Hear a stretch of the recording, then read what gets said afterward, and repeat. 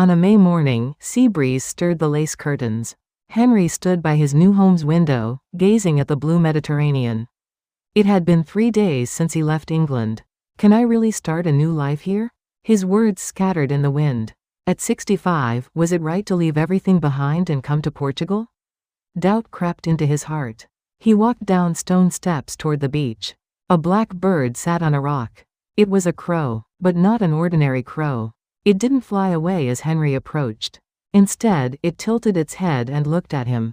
"Hello there, friend." The crow cawed softly. Caw. It seemed like a greeting in return. Henry Wilson had taught English literature at a London secondary school. For 38 years, he liked routine. 6 a.m. wake up, a cup of tea, 7:30 a.m. departure. That life had been comfortable. When his wife Margaret was alive, it was even happier. They took weekend walks to the Cotswolds together. Margaret often said, "Dear, let's live by the sea someday. Somewhere peaceful." Everything changed after Margaret left. After she passed from cancer 3 years ago, the house became too quiet. Even the roses Margaret tended began to wither one by one.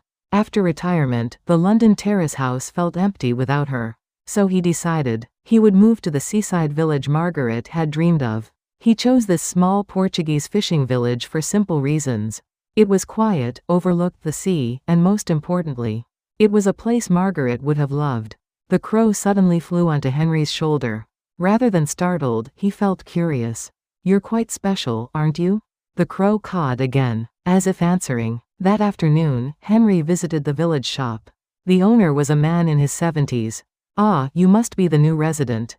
The owner greeted warmly in English. "Yes, hello. I'm Henry." The shopkeeper Antonio looked at the crow on Henry's shoulder with surprise. "This crow, is it Coco? Coco? There's an old story in our village." Antonio's voice became careful. 30 years ago, there was a lighthouse keeper named Jose. He had a crow companion called Coco. Henry's heart began to race. Jose disappeared one day, quite suddenly. Coco vanished too. But Antonio looked at Coco again. "Crows don't usually live that long." He didn't finish the sentence. Instead, he added, "If you're curious, visit the lighthouse. It's on the hill behind the village. Not used anymore, but..." That night, Henry sat on his balcony gazing at the sea. Coco quietly sat beside him. Something felt strange. This village seemed to have secrets. And Coco seemed to hold the key. The sea breeze stirred the curtains again. Henry thought he heard Margaret's voice. "Darling, it's a new beginning." His new life wouldn't be simple. But that wasn't necessarily bad. The next morning, Coco behaved strangely. It kept flying toward the lighthouse and returning, as if calling Henry to follow. "What do you want?" When Henry followed, Coco led toward the lighthouse. It was a steep hill path, hard for a 65-year-old body. Upon reaching the lighthouse, an unexpected sight awaited. A large sign stood there. "Luxury Resort Development, coming soon." Henry returned to the village and asked Antonio, "What's happening to the lighthouse?" Antonio's face darkened. "Big company from Lisbon. They want to buy all the coastal land." He sighed. "Turn it into luxury resort." "What about the villagers?" "Some are happy. Money is good." Antonio shook his head. "But others. This is our home, our history." In the village cafe, people gathered and talked. Voices were rising. "We need the jobs," a young man shouted. "This place has soul. Money can't buy that," an elderly woman argued back. Henry listened quietly. Coco cawed anxiously on his shoulder. That afternoon, development company staff from Lisbon surveyed the village. Men in suits walked around with measuring equipment. "Excuse me." Henry approached them. "Are you a resident?" one man asked. "Yes, I just moved here." "Perfect timing then. This will be a world-class resort. Property values will skyrocket." Henry felt uncomfortable. The peaceful seaside village Margaret had dreamed of was at risk. That night, Henry couldn't sleep. Coco also looked out the window anxiously. "What should we do, Coco?" The crow cawed softly, then suddenly flew to the window. It kept calling from outside. When Henry opened the window, Coco pointed toward the lighthouse again. Under moonlight, the lighthouse stood alone. "You want me to go there?"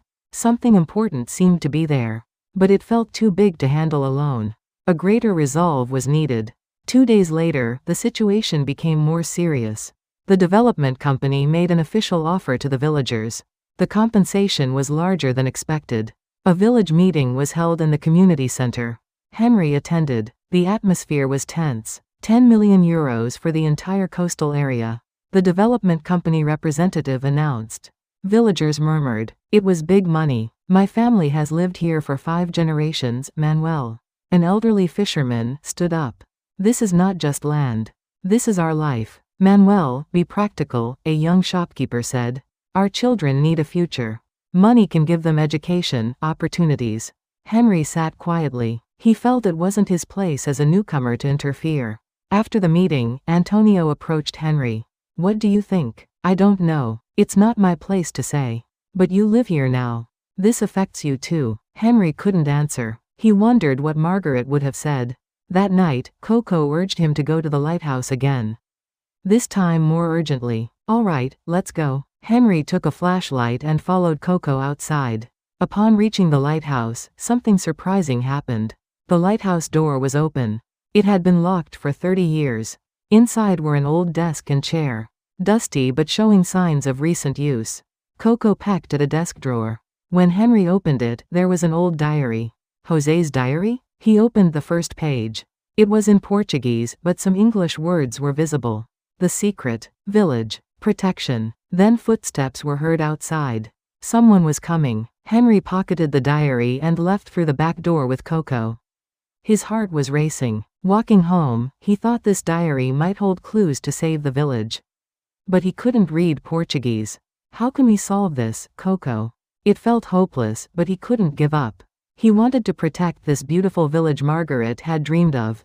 The next morning, Henry took the diary to Antonio. Can you read Portuguese? Of course. Why? Henry showed him the diary. Antonio's eyes widened. Where did you find this? The lighthouse. Coco led me there. Antonio began reading the diary. His expression grew increasingly serious. This is incredible, Antonio murmured. José writes about a legal document. Very old. From the 16th century. What kind of document? Portuguese crown grant. This coastal land was given to the village forever. Cannot be sold to outsiders. Henry's heart raced. Where is this document? José hid it somewhere safe. He writes, where the wise bird watches over the sea. Coco suddenly cawed, and pointed to the lighthouse again. The lighthouse again? That afternoon, Manuel and several villagers joined them. Antonio explained the diary's contents. If we find this document, Manuel said hopefully, the development will be illegal, Antonio concluded. They went to the lighthouse together. Coco led the way. At the lighthouse top, Coco kept pecking at a particular stone slab. Here, Manuel lifted the stone slab. Below was hidden a waterproof box. Inside was an old parchment. This is it, Antonio exclaimed excitedly. The royal grant. The villagers cheered. Henry smiled too. That night, a small celebration was held in the village. The development company withdrew. Legal land purchase had become impossible. Thank you, Henry. Manuel grasped Henry's hand. I didn't do much. You listened. You cared. That's enough. Coco sat on Henry's shoulder, cawing with satisfaction. Margaret's dream of a peaceful seaside village was protected. And Henry had become part of this village. A month passed. Henry had completely adapted to village life. Every morning, he walked the beach with Coco. After the development crisis, the village became even stronger. Residents grew closer to each other. Antonio came to visit. Henry, we have a proposal for you. What kind of proposal? The village needs an English teacher. For children and tourism. Will you do it? Henry was surprised. He thought he had retired, but here was a chance to teach again. I'd love to. Good. And one more thing, Antonio smiled. We want to make you honorary village elder. But I'm not Portuguese. You saved our village. Your family now. That afternoon, there was a small ceremony. All the villagers attended. Manuel said to Henry, welcome home, Henry. Tears formed in Henry's eyes. He felt he had found a true family. That evening, Henry sat on his balcony writing in his diary. Dear Margaret, I found the peaceful seaside village you dreamed of. But more than that, I found a new purpose, new friends, and a new family. Coco sat beside him, quietly gazing at the sea. Thank you, Coco, for everything. The crow cawed gently, as if saying, you're welcome. The sea breeze blew warmly. Henry felt complete peace for the first time. His new life was different from expected. It was richer, more meaningful. Margaret had been right. New beginnings were always possible. Under moonlight, Henry and Coco quietly gazed at the sea. Looking forward to tomorrow. The future was bright.